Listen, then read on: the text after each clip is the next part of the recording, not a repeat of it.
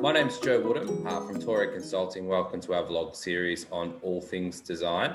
Today I'm joined by Australia Post Director of Design Operations, Sharbani Dhar. So I first actually spoke to Sharbani back in 2012 when she was looking for her first job in design in Melbourne. Since then, she's gone from strength to strength, working at some amazing brands like Seek, ANZ, Telstra, and for the last couple of years, Australia Post. Today, she joins me to offer some insights into what she looks for when hiring designers for the design teams at Australia Post. Thanks for joining us this morning, Sharbani, and great to see you. Thanks, Joe. Thanks for having me here. No worries at all. So I'll just get kick-started. Tell us about your experience at Australia Post in your design career since joining them. You've been there for almost 5-ish years now. Yeah, actually, it's amazing how time flies. But yeah, I've been at Australia Post for about 4.5 years, and I joined this team as a design lead first. And my remit was essentially first, I started with looking after a fairly small team of looking after a couple of designers, and slowly we grew to a team of about 5 designers. And looking after not just their people management, but also looking at the craft and the overall design output of the entire program of my post consumer. And now, more recently, as I started to grow into my role, I realized that because we were a very highly functional, agile team, there were better ways by which I could embed design into an agile workspace. And essentially, that kind of work prompted me to apply for my current role that I'm in right now. And yeah, so essentially, this is where I am, where my entire work around design director of operations is looking after how design can better fit into development teams. How can we make both of them not just work together, but literally sing and dance together? And how can we also fit in the right kind of people to make sure that that happens smoothly? Excellent. Are you enjoying the new role compared to being hands-on design? Absolutely. So I'm still hands-on a bit, but it's more around strategy and just looking at the end-to-end experiences. But yeah, I just love it because I think that's where my entire passion lies about, making sure that people and processes are working together. And to me, it's almost like not just, it's more like an extension or an evolution of being a designer, where you are not just ensuring that good design happens on a screen, but rather you are ensuring that you can contribute to design in a more holistic way, where you are making sure people, processes, tools, everything is working in tandem. Yep. So how do you see, how do you feel rewarded from your role? Is it just seeing how the design teams are working together, or the end result? Where's your... It's a bit of everything, I guess. It's a very interesting question. In terms of being rewarded, I think the overall reward comes from getting that feedback from from the designers firstly, where they start to realize that they are not just putting giving an output to the team, but rather they are being considered as subject matter experts within the team, and there's a growth in the respect of the design team overall within the development teams, within the program teams. And then the other output is, of course, the other reward is looking at the final output, where you see a complete product which is not just servicing, say, a few hundred or few thousand users in the market, rather it is servicing the entire Australia. And I think the best reward comes in the end, in terms of the trust that we have in the entire overall wider community, which is actually one of the most fulfilling parts of being part of the design team at Australia Post. Yeah, very cool. I think, yeah, working on a product that has such wide reach is obviously very rewarding as a designer. You obviously mentioned the design teams. Every company that we work with seems to hire different types of designers and look for different skills. What are the typical roles that you hire for at Australia Post? So we've got a pretty good and well-rounded design team, where when I say design, it's actually a bit misleading, because we actually have product designers, we've got researchers, as well as content designers. So from an experienced team perspective, we actually have the makeup of all these three, just so we can have a good balance of craft, good balance of experience, and just the right kind of people are there in the right places.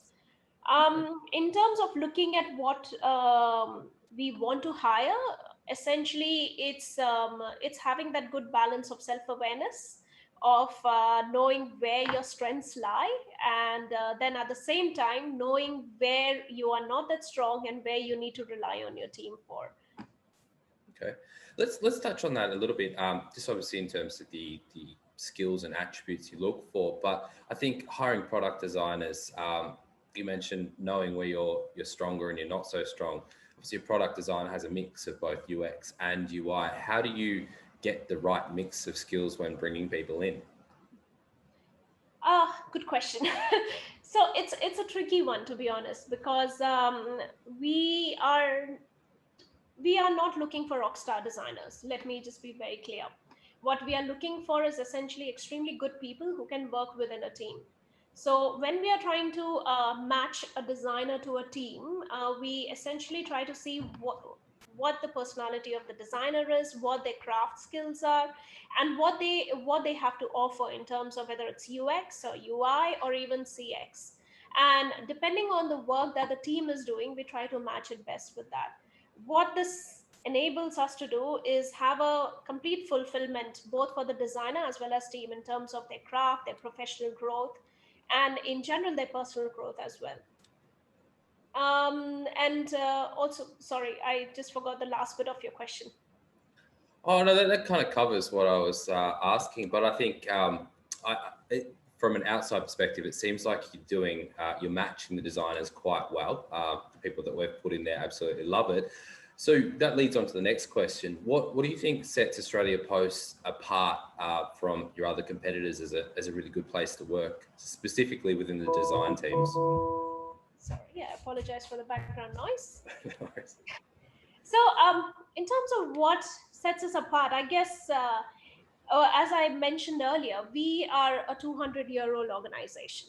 So while we are, a highly functional design as well as a digital team at one end, which is considered a landmark in terms of safe agile practices within Australia and worldwide. In fact, we are a case study for scaled agile framework for enterprise. At the same time, we've got um, a legacy of operations where we are reaching out to the remotest of the countries by burning rubber on the road, and having distribution centers which are like massive, and operational operations which are extremely complex. So there's this bit of two worlds that exist, and as a designer or an experienced person in this team, you're actually marrying both the two worlds, and working in a way where you hold not just the trust of entire Australia, but also you shoulder a lot of responsibility. And I think that is what sets this organization apart from any other organization today, where you are not just building, as I mentioned, you are not just building for a few hundred people, rather you're building for an entire country and beyond now. So I think that's what sets us apart in terms of a fulfilling place to work. When it comes to the actual work culture, I think what we try to do is we have a very good mix of people and a very diverse culture, where there's a huge amount of diversity in terms of what people bring to the table, and also a lot of autonomy in terms of really owning the work that you're doing, really owning your craft, and really leading the work that you're doing, and the design that you're making for the rest of the organization as well as the people of Australia.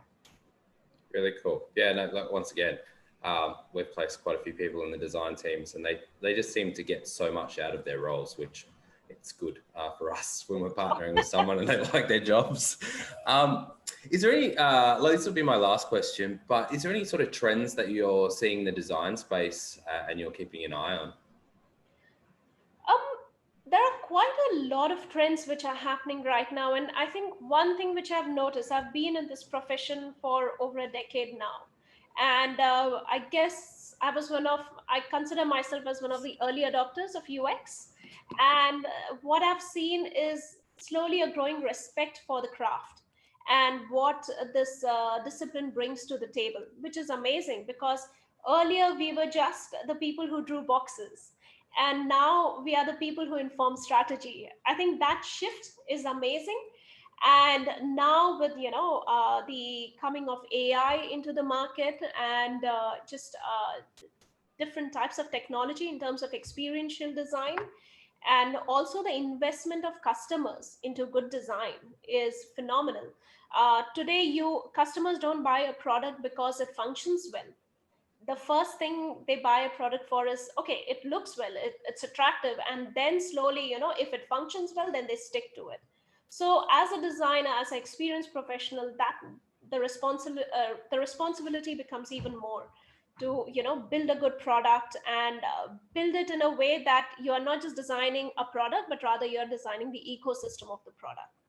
So I think there are quite a few aspects to it, in terms of not just new technology, but rather from a design perspective, building entire ecosystems, looking at not just the front end, but also rather the back end operations of for that particular ecosystem.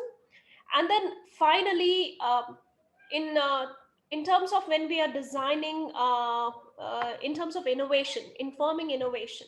So earlier, innovation was all about companies putting all their chips into building that killer value proposition, whereas now it's more about understanding the behaviors of the customers, and then looking at, okay, so how can we change this behavior, or how can we tap into what are the changing behaviors right now, and how can we capitalize on it. For example, and I just recently gave this example in another conversation that I was having. When you're buying an iPhone, people are spending thousands of dollars for an iPhone. It's not so that they can make better calls. It's rather because there's a behavior of taking amazing photographs. People are selfie obsessed nowadays. So that's the behavior that this company has tapped on, and now they are just building a better and better camera into their phone, and they're investing all their money into building a better, photo taking experience.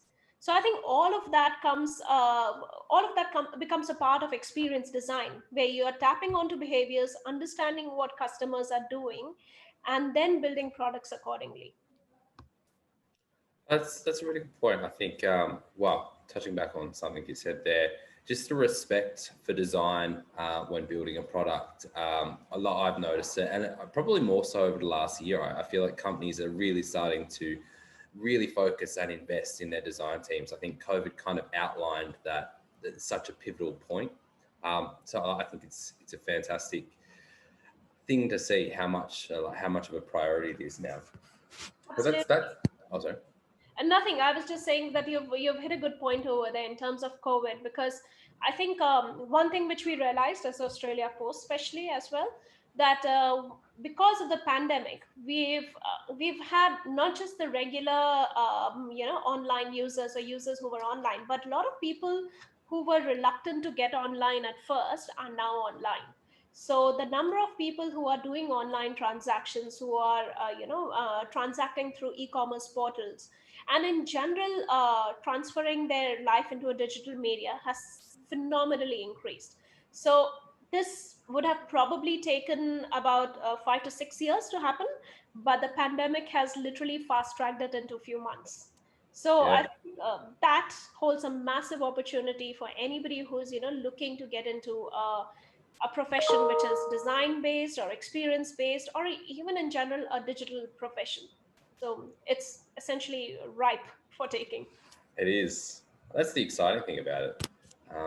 It's such a good space to get into now. But no, that was really good. Some really great insights there from anyone that's looking to carve out a career in design, and specifically those who are looking to Australia Post for potentially a design career in the future. So thanks so much for that, Sharbani. It was really insightful into both your thoughts on design and what's happening at Australia Post. For anyone that's looking to either connect with you or work for Australia Post, in the future, what's the best way to connect with you? Just via LinkedIn or?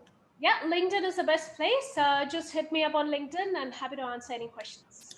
Perfect. All right. What I'll do is I'll put your LinkedIn profile in the links with the video. Also, you can follow Torii Consulting on LinkedIn and keep up to date with any of the design contract opportunities that we have with both Australia Post and our other clients. But other than that, Sharbani, once again, thank you so much for joining us today. Really great insights. Thank you. Thank you for having me.